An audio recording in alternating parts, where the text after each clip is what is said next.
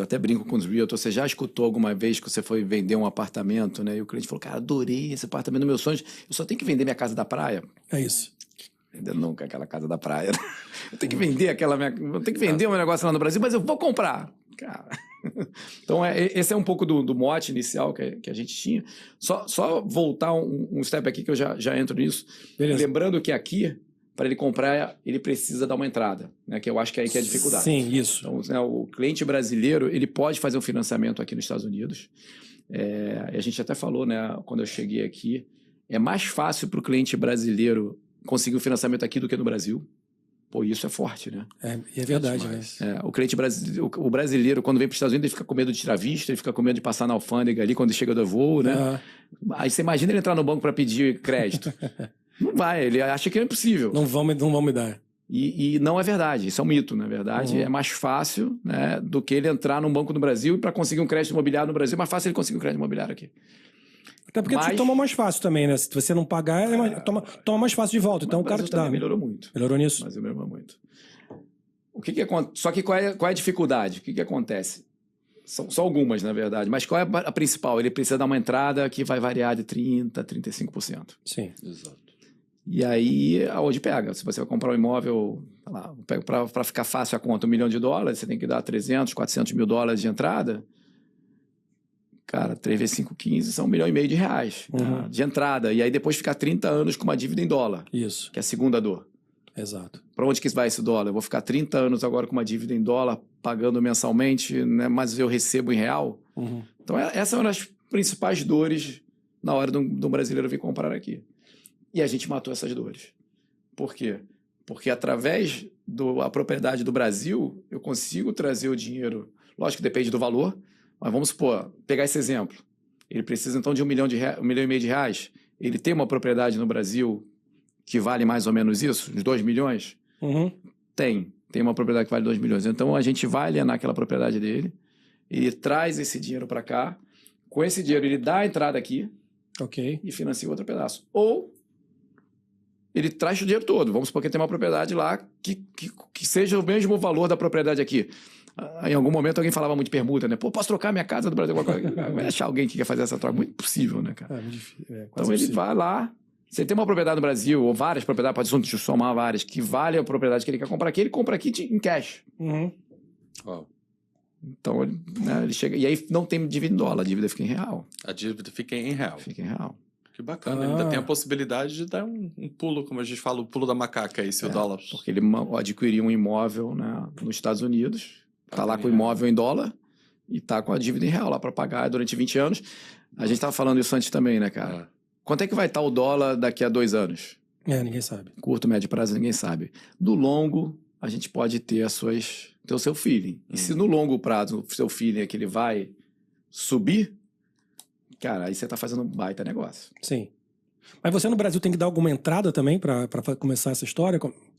Pode dar ou não. Entendi. Aí e aí a gente faz uma venda customizada, né? Você vai depender do que o cara tem de propriedade. Aí você tem vários modelos. Entendi. Mas pode ser que ele dê a entrada, pode ser que ele espere um pouco mais para não ter que dar a entrada agora. Tem vários. Entendi. E aí vai de cada um. Sim, aí são as questões técnicas que cada um vai te procurar, vai procurar você e vai perguntar como é que funciona. Mas eu acho isso do cacete, cara. Eu tenho, por exemplo, vou do meu pai que tá aqui sempre, ele sempre fala que tem vontade. Então, o exemplo dele, né, que ele tem um imóvel no Brasil, tem mais de um, inclusive, e ele fala isso, eu preciso vender meu imóvel. Ele sempre falou isso, né, pai? Pai tá aí, pode falar. Tá aí, com certeza tá aqui fora, porque ele aparece aqui. Ele tem um imóvel no Brasil e ele fala, não, eu preciso vender esse imóvel. Quando eu vender esse imóvel, eu quero comprar alguma coisa aí, quero me mudar e tudo. Então, de repente, sim, pra ele seria perfeito. Seria perfeito. E aí, como é que a gente tá hoje, só pra ter uma ideia, né, cara? Você fala assim, pô, né, parece 2, 3 anos, foi logo ali. Cara, a gente hoje tá aqui em Miami, Orlando, Boston e Nova York. A gente tem um time, são quase 30 pessoas na equipe. E aí tem o escritório no Rio, São Paulo também, Fortaleza, Brasília, para dar o suporte. Então, se, por exemplo, amanhã eu tenho uma reunião com o pessoal de Goiânia. Porque a gente pega também propriedade rural, terreno, não é só um imóvel urbano. Bacana. Então, é uma fazenda. Amanhã, às 11 da manhã, devem estar até me escutando aí. A gente tem uma reunião. Então, o cara de Brasília está indo para Goiânia para fazer essa reunião, uma fazenda de 12 milhões. que ele quer dolarizar a parte dessa fazenda, uma produtiva, fazenda de soja, que a gente pega ali nessa fazenda. Então a gente tem gente espalhada hoje, não só pelo Brasil, mas aqui nos Estados Unidos, para poder dar essa... Porque é uma venda customizada, não dá para... É muito individual, né? Tem que ser, né? E como é que você está chegando nesse povo, cara, hoje? Como é que as pessoas estão sabendo disso que você está oferecendo hoje, nesse momento? Cara, isso é interessante, né? Inclusive, a gente teve momentos diferentes, assim, eu comecei muito, quando eu comecei com esse negócio, muito nessa linha que a gente está falando da propriedade. Ok. Tá? Então, quem me indicava eram os realtors, era o corretor de imóvel, que tinha um cliente que falava que tinha que vender, né? E a gente fazia esse modelo. A maior parte dos meus clientes vinha através de corretor de imóveis. Em um momento, que eu acho que a gente deu 2 viradas nesse negócio para virar o tamanho que está hoje, né? A primeira virada foi quando a gente deixou de focar muito no corretor. Lógico que a gente ainda faz muita coisa com os corretores de imóvel, mas quando a gente começou a fazer muito com os bankers, então é diferente a relação do corretor com o cliente do banker para o cliente. Okay. Então, se o cliente tem uma conta aqui em Nova York, está com 10 milhões de dólares, 20 milhões de dólares aqui, e ele tem um monte de imóvel no Brasil, e o banker vira para ele e fala, cara, já viu isso aqui? Vamos, né? Tem outros clientes aqui do banco que já fizeram?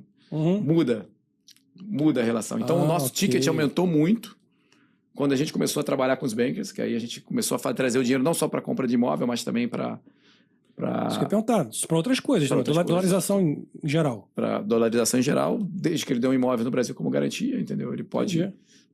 então, você teve... Essa foi uma das viradas interessantes. E uma outra virada interessante foi quando a gente começou a trabalhar muito no B2B.